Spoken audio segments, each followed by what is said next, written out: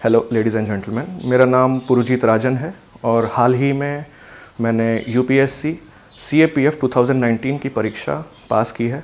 इस परीक्षा में मेरी ऑल इंडिया रैंक 4th है और आज दिल्ली नॉलेज ट्रैक के इस वीडियो में हम चर्चा करेंगे कि क्या है ये परीक्षा, कितनी स्टेजेस हैं इस परीक्षा में और हम किस तरीके से अपने आप को इस परीक्षा में सफल बना सकते हैं। मैं अपनी इस वीडियो को 3 अलग अलग भागों में रखूँगा, जिसमें पहले भाग में मैं समझाऊंगा कि रिटन पार्ट जो इस एग्ज़ाम का है, जो कि पहली स्टेज है इस पूरे प्रोसेस की, उसके लिए हमें कैसे तैयारी करनी है, क्या क्या सोर्सेज हम फॉलो कर सकते हैं और किस तरीके से एग्ज़ाम को हमें अटेम्प्ट करना है। और दूसरे भाग में हम थोड़ी सी बातचीत करेंगे कि फ़िज़िकल और मेडिकल टेस्ट में हम कैसे अपीयर हों और किस तरीके से हम क्लियर कर सकते हैं, क्या क्या चीज़ों का ख्याल रखना है। और मेडिकल में भी हम पहले से वहाँ पे जाने से पहले हम क्या क्या चीज़ें खुद ही परख सकते हैं और अगर हम उसमें क्लियर नहीं हैं तो वहाँ पे जाने का वैसे भी कोई फ़ायदा नहीं है।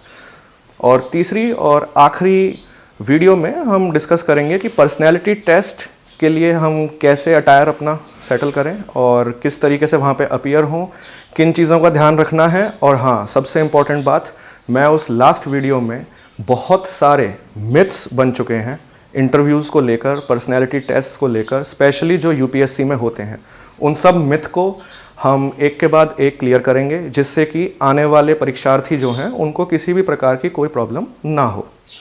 तो चलिए अब हम पहला पार्ट शुरू कर देते हैं वीडियो का। तो इस भाग में हम रिटन पार्ट पर फोकस करेंगे। तो सबसे पहले हम समझते हैं कि ये पैरामिलिट्री एग्ज़ाम का एग्ज़ाम है और इसमें हमें ध्यान रखना होगा कि इसमें 2 एग्ज़ाम हैं अलग अलग, paper 1 and paper 2। Paper 1 is completely objective और पेपर 2 जो होगा वो आपका डिस्क्रिप्टिव होगा। अब पेपर 1 का पैटर्न, बहुत सारे लोग कोशिश करते हैं कि शायद हम सिविल सर्विस या एसएससी से इसको रिलेट कर सकते हैं। ऐसा नहीं है, क्योंकि एसएससी में ज़्यादातर फोकस होता है मैथ्स और रीजनिंग पर और सिविल सर्विस के जो प्रीलिम्स का एग्ज़ाम होता है वो बहुत ही ज़्यादा डीप होता है। यहाँ पे आपको इतना डीप नॉलेज की ज़रूरत नहीं है। आप नॉर्मल जो भी आप जनरल स्टडीज़, करंट अफेयर्स जो आप पढ़ रहे हैं, आप उनको जस्ट फॉर एन ओवरव्यू आप उन्हें रखें। ज़्यादा डीप नॉलेज की इसमें खास ज़रूरत नहीं है। हाँ, पिछले कुछ सालों में हमने देखा है कि इस एग्ज़ाम का लेवल लगातार बढ़ता जा रहा है और चूंकि अभी रिसेंटली नीति आयोग की एक रिकमेंडेशन भी आई थी कि इस एग्ज़ाम को सिविल सर्विसेज के साथ ही कंडक्ट कराया जाएगा, तो हम अनुमान लगा सकते हैं कि आने वाले सालों में इस एग्ज़ाम की जो टफनेस है और जो इसका पैटर्न है वो बिल्कुल चेंज होगा आगे। तो हमें अपनी प्रिपरेशन उसी हिसाब से बढ़ानी होगी। तो अभी हम बात करेंगे पेपर 1 पे, जो कि कम्प्लीटली ऑब्जेक्टिव रहने वाला है। इसके अंदर 125 क्वेश्चंस होंगे, जिसमें से कुछ क्वेश्चंस जनरल स्टडीज़ के होंगे, जिसमें politics, history, geography, environment, science and technology, economics and some other things are also there. उसके अलावा कुछ क्वेश्चंस करंट अफेयर्स के होंगे और मैथ्स रीजनिंग से भी कुछ पार्ट आपका आएगा। अब समझने वाली बात यह है कि जब हम यूपीएससी का किसी भी एग्ज़ाम की तैयारी करते हैं तो हमें ध्यान रखना चाहिए कि we are going for fishing in an ocean. तो हमें पता होना चाहिए कि किस किस सब्जेक्ट की तैयारी करने में हमें सबसे ज़्यादा स्कोर मिलेगा।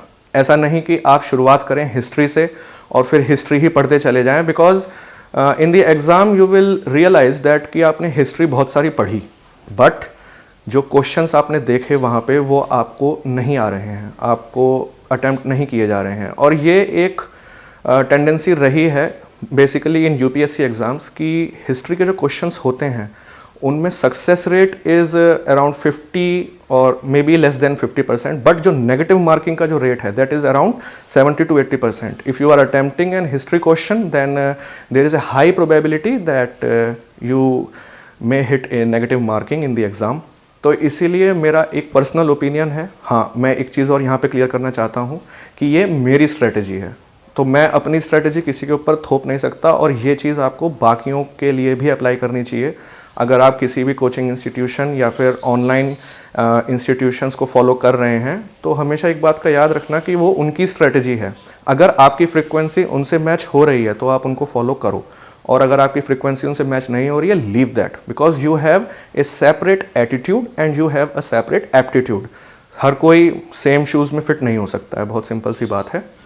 तो अगर हम बात करेंगे यहाँ पे कि हिस्ट्री, मेरा पर्सनल ओपिनियन है कि history will get you negative marking and I don't think कि वो आपको बहुत ज़्यादा इसमें इस एग्ज़ाम में फ़ायदा करा सकता है। इसके अलावा पॉलिटिक्स, ये एक बम्पर लॉटरी है। आप पॉलिटिक्स में ज़्यादा ध्यान दें, उसे अच्छे से पढ़ें। बुक्स की बात करें तो M Laxmikanth is enough for CAPF examination. Besides the previous year papers you can also prepare for them. तो उससे आपको एक आइडिया, एक रॉ आइडिया हो जाएगा कि किस तरीके के क्वेश्चंस आते हैं, और एक तरीके का क्वेश्चन बैंक भी आपके पास बन जाएगा अपने आप, अगर आप पिछले 10 से 15 साल के पेपर्स अटेम्प्ट करते हैं तो।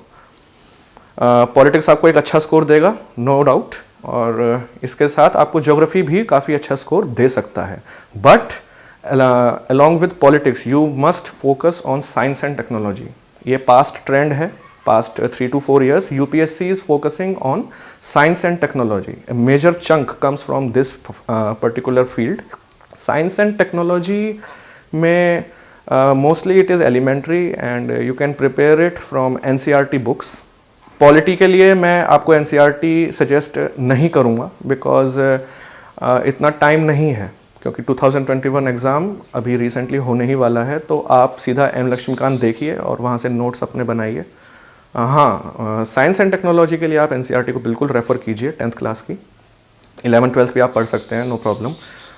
Now we will come to geography. Geography भी आपको एक अच्छा स्कोर देगा, उसके लिए भी आप NCERT पढ़ सकते हैं, मैंने वो ही पढ़ी थी। अच्छा, इकोनॉमिक्स आपको इतना ज़्यादा ध्यान देने की ज़रूरत नहीं है, आपके लिए माइक्रो मैक्रो इज़ एनफ। और नॉर्मली जो रेपो रेट, CSR, ये सब जो थोड़ी बहुत टर्मिनोलॉजीज़ हैं, इनके बारे में आप पढ़ के आएँ। और if you are reading Indian Express और the Hindu newspaper, that is enough for economics. उसके अलावा आपको इकोनॉमिक्स पढ़ने की कोई खास आवश्यकता है नहीं। अच्छा, इसके बाद एक मेजर पार्ट आता है करंट अफेयर्स का। और लोग सोचते हैं कि करंट अफेयर्स हम कैसे पढ़ेंगे, मैगज़ीन्स ले आते हैं, मैगज़ीन्स पढ़ते ही चले जा रहे हैं, ऐसा नहीं है। नॉर्मली आप किसी एक मैगज़ीन को रेफ़र कीजिए एंड आई वुड सजेस्ट कि आप डेली बेसिस पे अपने करंट अफेयर्स के नोट्स बनाइए, मेंटेन अ रजिस्टर, जिससे कि जब आपका फाइनल डेज चल रहे होंगे एग्ज़ाम से पहले, तो आप उस रजिस्टर को रिवाइज़ कर सकते हैं इजीली। आपको वो मैगज़ीन दोबारा देखनी नहीं पड़ेंगी, you can make short notes of yourself. तो ये करंट अफेयर्स का पार्ट रहा। इसके अलावा मैथ रीजनिंग, मैं नहीं मानता कि इसमें बहुत ज़्यादा मुश्किल कोई मैथ रीजनिंग आ जाती है। RS अग्रवाल अगर आप पढ़ रहे हैं तो उसमें से कुछ पर्टिकुलर टॉपिक्स हैं, average, time and distance, and some other topics are also there. That's why I am saying कि आप प्रीवियस ईयर पेपर्स को थोड़ा सा रेफ़र कीजिए, जिससे कि आपको पता चले that what pattern is being followed by UPSC। So this is all about paper 1। आप पेपर 1 की तैयारी के लिए मेरा एक फाइनल जो एक आपके लिए राय रहेगी, और एक मान सकते हैं कि ये मेरा एक पर्सनल ओपिनियन है कि आप किसी एक न्यूज़पेपर, किसी एक करंट अफेयर मैगज़ीन को ही रेफ़र करें। Don't go for so many other magazines and newspapers. और हाँ, साथ में अपनी प्रिपरेशन को हमेशा प्लस कीजिए आप अपनी टेस्ट सीरीज़ के साथ। आप जितनी ज़्यादा टेस्ट सीरीज़ कर सकते हैं उतनी ज़्यादा टेस्ट सीरीज़ कीजिए, because that gives you a particular kind of environment. आप वहाँ पे एग्ज़ाम में जाएंगे एंड यू विल फाइंड कि अगर आपका टेस्ट सीरीज़ में एक एक्सपीरियंस नहीं है तो वहाँ पे पूरे क्वेश्चंस अटेम्प्ट करने में आपको प्रॉब्लम आ सकती है। ये बात हो गई पूरे सिलेबस की पेपर 1 की। और वो मुझे ऐसा लगता है कि इस समय जो डेली नॉलेज ट्रैक पे ये वीडियो देख रहे हैं उन सबको सिलेबस के बारे में बहुत कुछ ऑलरेडी पता होगा, क्योंकि आपने UPSC notification and various online sites आपने वहाँ से देख लिया है कि क्या सिलेबस रहता है। अब मैं शेयर करना चाहता हूँ आपके साथ कि पेपर 1 को अटेम्प्ट कैसे करना है। That was my strategy and it prove to be very beneficial for me. बहुत सारे लोगों का, बहुत सारे कैंडिडेट्स का एक पर्सपेक्टिव होता है कि हम ज़्यादा से ज़्यादा क्वेश्चंस अटेम्प्ट कर दें, बिकॉज नेगेटिव मार्किंग तो 1/3 ही है। 3 क्वेश्चन गलत कर देंगे तो क्या हो गया, एक क्वेश्चन का ही तो मार्क्स जाएगा। ऐसा है नहीं। मैं अपना पर्सनल बताऊं, आई attempted 80 questions in my paper 1, that's it, 80 out of 125। And मैंने बहुत सारी कीज़ को फिर बाद में रेफ़र किया एग्ज़ाम देने के बाद, तो मेरे almost in all those 10 keys I have managed to check my exam from 10 different keys and जो एक variation था that was 3 to 5 wrong answers, that's it। so मैं ये कहना चाहता हूँ कि अगर आप एम कर रहे हो कि हम 100+ क्वेश्चंस अटैम्प्ट कर देंगे तो हमें बहुत ज़्यादा फ़ायदा हो जाएगा पेपर 1 में, that's not the case definitely. अगर आप कम क्वेश्चंस कर रहे हो but you have a good precision, then I think that you can do well in paper 1। That's my strategy, I will repeat it again. आपको अगर अच्छा लगता है ज़्यादा क्वेश्चंस अटैम्प्ट करना तो आप कर सकते हैं बिल्कुल। अगर आपको लगता है कि आपका प्रिसीजन इतना अच्छा है, then yes you can score 170 180। But if we go into calculations and you are attempting 80 और 85 questions and you are sure in the exam that these are my best attempts, मैं अब बिल्कुल आगे किसी भी तरह का, जिसे हिंदी में कहते हैं, तुक्का नहीं मारना चाहूँगा। तो मत मारिए, वहीं पर रुक जाइए, because you have A offset of 5 to 6 questions, so for 80 you get 160 marks। अगर आपके 5 क्वेश्चन गलत भी हो गए तो इसका मतलब आपके 75 मार्क्स के नंबर जोड़ेंगे, दैट इज़ 150, और वो जो 5 आपने गलत कर दिए उनकी नेगेटिव भी अगर हम कर लेते हैं, then you are getting around 146 to 150 marks in paper 1। That is a very good score, और उससे बहुत ही हाई प्रोबेबिलिटी है कि आपका फाइनल मेरिट में नाम बिल्कुल होगा। आप मेरी बात मान सकते हैं ये वाली। तो दैट वॉज माई केस। तो ये रहा पूरा पेपर 1 की स्ट्रेटजी, मैंने आपके साथ डिस्कस कर ली। Have a high precision, maintain the repo every day, जो आप पढ़ रहे हो उसे पढ़ते रहो। Consistency is very necessary in this exam.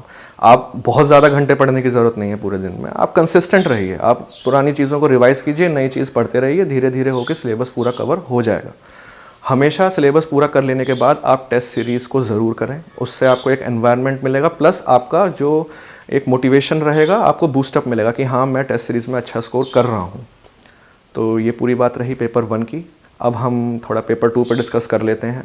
बहुत लोगों के दिमाग में ये गलत पर्सपेक्टिव है कि पेपर 1 में अच्छा स्कोर अगर मेरा आ गया तो मेरा तो फाइनल मेरिट में हो ही जाएगा, irrespective of my marks in paper 2. That's definitely not the case. I have known some people, some candidates in 2019 who had scored around 128 marks in paper 1. As they said, I don't know if it is true, but they told me that they are scoring around 128 to 130 marks in paper 1. They were not even the written merit list. Leave aside the final merit list, वो written merit list में भी उनका नाम नहीं था। वो क्यों हुआ? क्योंकि जो रिटन मेरिट लिस्ट निकलती है, आप समझ के चलिए कि उसमें पेपर 1 प्लस पेपर 2 दोनों के मार्क्स जुड़ के ही वो मेरिट आती है, जो कि रिटन होती है, रिटन की मेरिट जो आएगी। तो पेपर 1 में आपने 128 स्कोर कर लिया, आपके हिसाब से बहुत ही अच्छा स्कोर रहा वो। बट पेपर 2 में आपका स्कोर अराउंड 60 रहा, और कट ऑफ चली गई पेपर 1 प्लस पेपर 2 की 190, जो कि मुझे लगता है कि इस साल हुआ है। पेपर 1 प्लस पेपर 2 की मेरिट काफ़ी हाई चली गई थी, इसलिए बहुत सारे बच्चे नहीं आ पाए मेरिट लिस्ट में। तो इसीलिए हमेशा अपना पेपर 2 भी स्ट्रॉन्ग रखना है। और मैं तो, ये मेरा एक मैसेज है, because I was also an aspirant, even I am still an aspirant of civil services, मैं देना चाहूँगा आगे एक बार और। तो उनके लिए तो बहुत सिंपल सी बात है समझना कि हम तो मेंस लिखते हैं, तो मेंस में जो डिस्क्रिप्टिव पेपर है that matters, that only matters. और जो दूसरे बैकग्राउंड से आ रहे हैं उनको भी ये समझना पड़ेगा कि ये सिर्फ पेपर 1 में स्कोरिंग ही आपको फ़ायदा नहीं दे पाएगी, आपको पेपर 2 में भी स्कोर करना पड़ेगा। तो पेपर 2 में हम थोड़ा डिस्कस कर लेते हैं कि एग्ज़ाम पैटर्न क्या रहता है। आपको सबसे पहले टोटल 6 ऐसे मिलेंगे, जिसमें से आपको 4 अटैम्प्ट करने हैं, कोई भी 4, वो चॉइस होती है आपकी। उसके बाद आपको 2 आर्ग्यूमेंट्स मिलती हैं, both of which are compulsory. उसके बाद आपको 2 रिपोर्ट लिखनी होती हैं, वो भी दोनों कंपलसरी होती हैं। Then you have to attempt a precis, आपको एक पूरा पैसेज मिलेगा अराउंड 450 वर्ड्स, और उसको आपको 1/3 में ब्रेक करके एक प्रेसी वहाँ पे लिखना है। You will get the blocks in the answer sheet, and 1 word पर block is the criteria in attempting the pressy writing exam. After that there is an unseen passage, हम हिंदी में उसको अपठित गद्यांश भी कहते हैं, जो कि हम 10th क्लास में करते ही थे। तो उसमें भी कुछ रिलेटेड क्वेश्चंस होते हैं और उनके आंसर हमें पैसेज में से ही ढूंढ के देने होते हैं। मैं इस बात को दोबारा अभी कवर करूँगा, ढूंढ के देने होते हैं वाले पार्ट को। और फाइनली हमारा एक ग्रामर का पार्ट होता है। Total 10 questions are there from English grammar, so you will have to focus on the grammar part of English. अब जो मैंने कहा कि अब हम थोड़ा इसको सेपरेट डिस्कस कर लेते हैं कि ऐसे कैसे अटेम्प्ट करना है, आर्गुमेंट कैसे अटेम्प्ट करनी है, रिपोर्ट कैसे अटेम्प्ट करनी है, एंड देन फाइनली प्रेसी और हमें अनसीन पैसेज कैसे अटेम्प्ट करने हैं। तो मेरा एक ये मेरा पर्सनल एक्सपीरियंस है that I followed a website named study फंडा। मैं यहाँ पे किसी की पब्लिसिटी नहीं कर रहा हूँ, बिकॉज मैं यहाँ पे हूँ जिससे कि आप जैसे बहुत सारे कैंडिडेट्स जो कि ढूंढ रहे हैं कि कौन सी रिलायबल साइट्स हैं, that can be anything if you are following something else, no issues in that, but what I followed it was study funda. उन्होंने एक लिस्ट दी थी मेरे को एंटिसिपेटेड टॉपिक्स की। There were some 100 to 150 topics related to the essay और report और argument. तो मैंने वो फॉलो करी, एक अपना खुद का क्वेश्चन बैंक बनाया, प्लस वो जो लिस्ट में टॉपिक्स थे उन पे भी प्रिपेयर किया, और इंटरनेट से ढूंढ ढूंढ के फैक्ट्स और जो भी जानकारी थी, जो भी करंट चल रहा था उन टॉपिक्स के ऊपर, या फिर कोई अभी रिसेंटली हैपनिंग हुई थी उस चीज़ पे, वो मैंने लिखी, अलग से उनको मेंटेन किए notes, and I had a question bank of around 200 to 300 topics, some of which were from the website that I have mentioned recently, and another from my own studying and the notes that I was making for last 3 to 4 months. तो उस जो मेरा एक question bank था, वो 300 topics में से I was able to find at least 3 essays in my examination. दोनों रिपोर्ट मेरी उन्हीं टॉपिक्स में से आ गई थी, और एक आर्ग्यूमेंट भी मुझे उन टॉपिक्स में से मिल गई थी। रेस्ट वो मेरे लिए न्यू था, बट ऐसा भी कोई आउट ऑफ द वर्ल्ड था नहीं कि मैं कर नहीं सकता। लेकिन आप देखिए कि आप एक एग्जामिनेशन में जा रहे हैं, and if you are getting a support of 6 to 7 questions from your own question bank, then I think nothing like that. तो हमेशा जो पेपर 2 है उसके लिए आप अपना क्वेश्चन बैंक हमेशा मेंटेन करें, और क्वेश्चन बैंक के अलावा अपनी रीडिंग स्किल्स को बढ़ाएं। रीडिंग अपनी प्रॉपर रखें, अखबार पढ़ रहे हैं आप, या फिर कोई मंथली मैगजीन आपने लगा रखी है, कीप रीडिंग दैट। रीडिंग आपको राइटिंग में बहुत हेल्प करने वाली है, क्योंकि आपके पास फैक्ट्स रहेंगे, आपके पास नॉलेज रहेगी, आपके पास करंट इवेंट्स रहेंगे, उन सबको आप यूज़ करके अपने आंसर्स को एक शेप दे सकते हैं, फ्रेम कर सकते हैं। अब हमने फ्रेम की बात कर ही लिया, तो framing is very important when you are writing essay. कुछ मिथ दोबारा आ जाते हैं यहाँ पे पेपर 2 में, स्पेशली इन एसे, कि अगर आपने पाई चार्ट, डायग्राम्स या ऐसी कोई चीज़ बना दी तो यूपीएससी बहुत खुश हो जाएगा। ऐसा है नहीं, क्योंकि आप कोई 10th का या कोई स्कूल एग्ज़ाम दे नहीं रहे हो। आप बना रहे हो डायग्राम, नो प्रॉब्लम, आप डायग्राम बनाओ, but the only thing that matters कि आपने वहाँ पे इंफॉर्मेशन क्या लिखी है।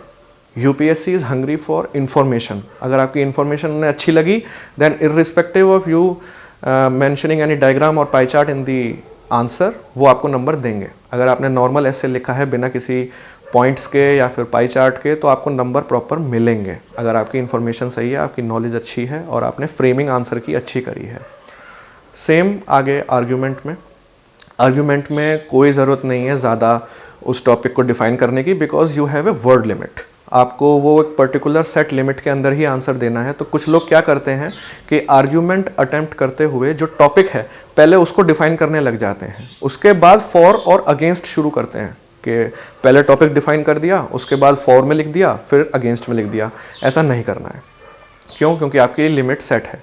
टॉपिक देने वाले को पता है कि मैंने ये टॉपिक दिया है, इसका मतलब ये है, इसके ऊपर ये चर्चा हो रही है। वो आपसे आपके व्यू पॉइंट्स मांग रहे हैं उसमें, फॉर और अगेंस्ट। वो आपसे डिफाइन करने के लिए नहीं कह रहे हैं। Read the question properly, that is the essence of attempting the UPSC descriptive examination in every exam. तो आर्ग्यूमेंट में आप सिंपली, आपका टॉपिक मेंशन्ड है, आप नीचे फॉर से स्टार्ट कीजिए और अपना आंसर लिखना स्टार्ट कर दीजिए। नेक्स्ट पेज पे अगेंस्ट लिखिए, अपना आंसर लिखना स्टार्ट कर दीजिए अगेंस्ट में। Total 200 words is the limit, तो 100 words for and 100 words for against. तो ऐसे आप आर्ग्यूमेंट को अटेम्प्ट कर सकते हैं। हाँ, यहाँ पे मैं एक पॉइंट मेंशन करना चाहूँगा कि आप एक गवर्नमेंट सर्वेंट बनना चाहते हैं, that too you are going to take the responsibility of internal security of this nation. तो जो भी आर्ग्यूमेंट में आप टॉपिक अटेम्प्ट करेंगे, उस टॉपिक में हमेशा ध्यान रखिए कि फॉर से अगेंस्ट में जब आप ट्रांसफॉर्म हो रहे हैं तो ज़्यादा ट्रांसफॉर्मेशन नहीं दिखना चाहिए वहाँ पे। You should be neutral to some extent. वहाँ पे एकदम से बहुत ज़्यादा जिसे कहते हैं विरोधाभास ना दिखे आपके फॉर और अगेंस्ट के बीच में, क्योंकि उससे क्या होगा कि दे कैन जज that you have a split personality and what you are attempting in the exam that is fake. आप ये हमेशा याद रखें कि जो डिस्क्रिप्टिव एग्जामिनेशन है ये और कुछ नहीं, ये एक तरीके का रिटन पर्सनैलिटी टेस्ट है। आपकी पर्सनैलिटी वहाँ पे भी टेस्ट हो रही है, तो उसके दिमाग में चलेंगी वो सब चीज़ें आपको मार्क्स देते हुए। तो अपने आप को आप न्यूट्रल रखें, अपने आप को आप जिसे कहते हैं संयम में रखें, ज़्यादा भावनाओं में भी नहीं बहना है यूपीएससी का आंसर अटेम्प्ट करते हुए। तो मैं थोड़ी अनप्रोफेशनल लैंग्वेज इस वीडियो में यूज़ करूँगा जिससे ज़्यादा लोग मेरे साथ रिलेट कर सकें। तो आफ्टर आर्ग्यूमेंट आपके पास रिपोर्ट्स आएंगी। रिपोर्ट राइटिंग का मैं आपको बता देता हूँ, बहुत सारे बच्चों की कंप्लेंट भी आई है कि उन्होंने बहुत अच्छा एग्ज़ाम किया बट उनका हुआ नहीं। प्रीवियस ईयर की टेंडेंसीज़ ये थी, कुछ बच्चों के एग्ज़ाम रद्द भी हुए हैं। क्यों? क्योंकि यूपीएससी का पेपर कभी भी अटैम्प्ट करेंगे, उसकी एक सिंपल गाइडलाइंस होती है कि उसमें किसी भी तरह का नाम या एड्रेस वो मेंशन ना हो। बिकॉज हो सकता है कि कल को कोई आरोप लगा दे कि यूपीएससी में टेम्परिंग हो रही है, कि उसने अपना नाम लिख दिया था। रिपोर्ट का अपने आप में जो फॉर्मेट है वो है कि आपको शुरुआत में नेम, प्लेस, डेट लिखनी ही होती है, वो फॉर्मेट है रिपोर्ट राइटिंग का। अब उसमें आप नेम, प्लेस, डेट के आगे XYZ ही यूज़ करें। अपना नाम तो करना ही नहीं है, गलती से अपने के अलावा किसी और का नाम भी यूज़ कर दिया तो वहाँ पे आपका वो हो सकता है कि कैंसिल हो जाए एग्ज़ाम और आप डीबार भी हो सकते हैं। तो वो चीज़ें यूज़ नहीं करनी है, सिर्फ XYZ का यूज़ करें आप नेम, प्लेस, डेट में। आगे का जो फॉर्मेट है वो आप सबको पता होगा रिपोर्ट राइटिंग का क्या होता है, फिर भी मैं बता देता हूँ। सिंपल सा फॉर्मेट है, what, how and what is going on now. तो ये 3 डिफरेंट पैराग्राफ्स में आप रिपोर्ट को अटेम्प्ट करेंगे। व्हाट में आएगा कि ये रिपोर्ट किसके बारे में आप लिख रहे हैं। For example, you are an assistant commandant and you are posted on the Pakistan border.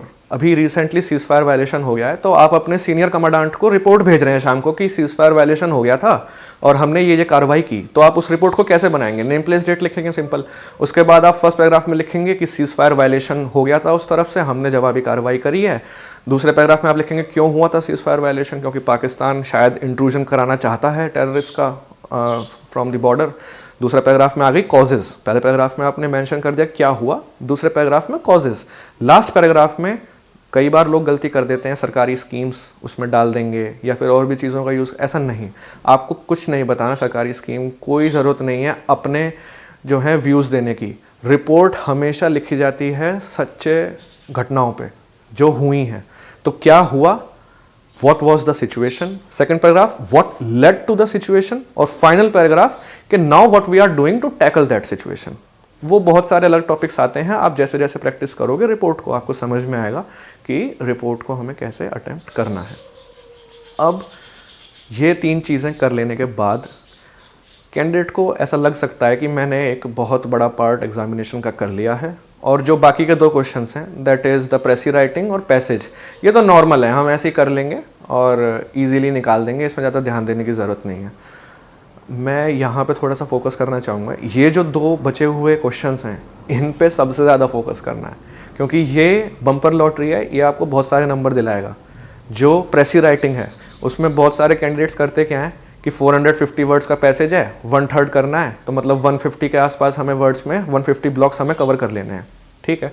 तो करते क्या है कि वो पैसेज में से ना थोड़े थोड़े सेंटेंस यूज़ करेंगे और लिख देंगे। ऐसा नहीं करना है।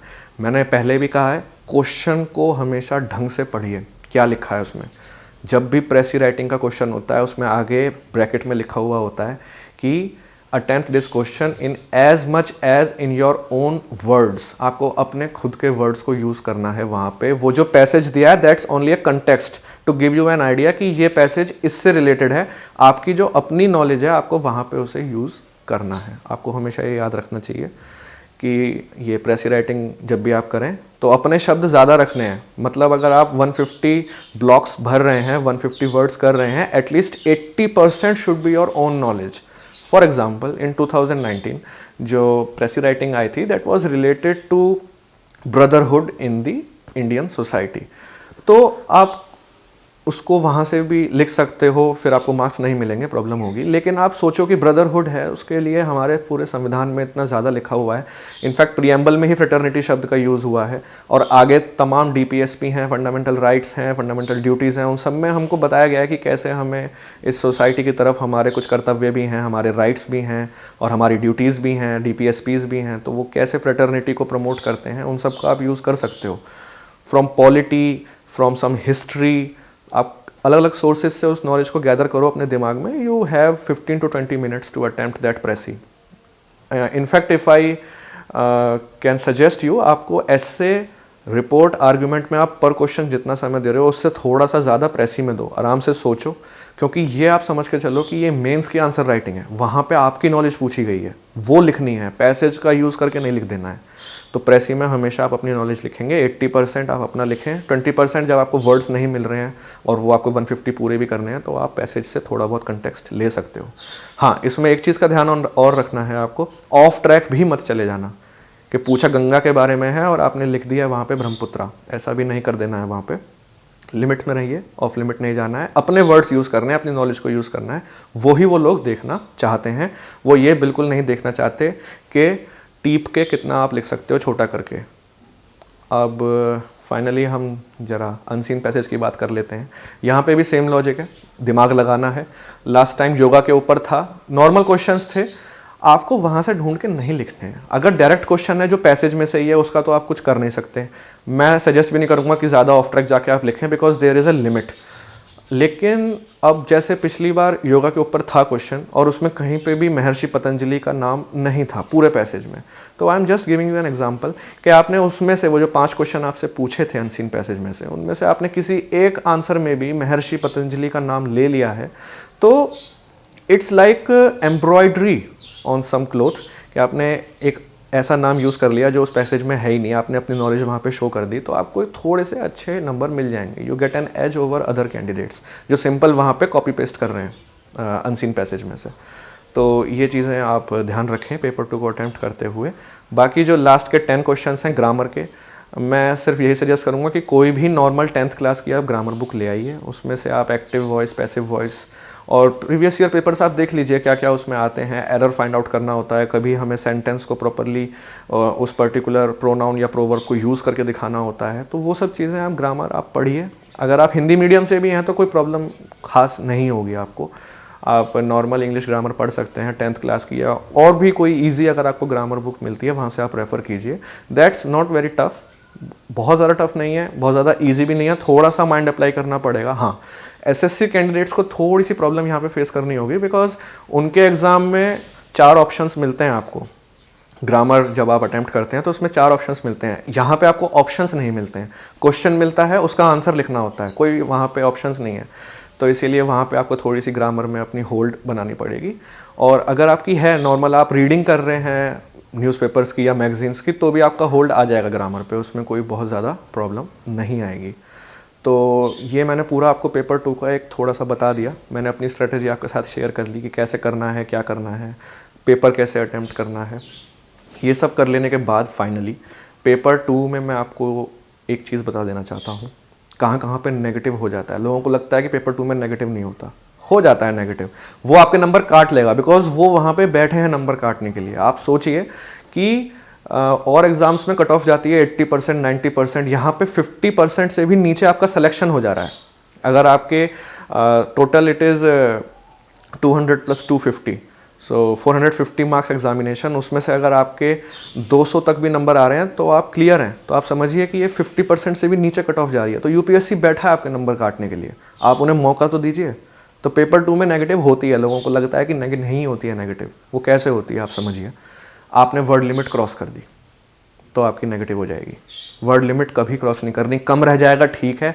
अगर इंजीनियरिंग बैकग्राउंड से आप लोग हो और आपको लंबे लंबे आंसर लिखने की आदत है, तो मैं बिल्कुल एक सजेशन दूंगा कि आप लंबे लंबे आंसर्स मत लिखिए, keep with in the limits.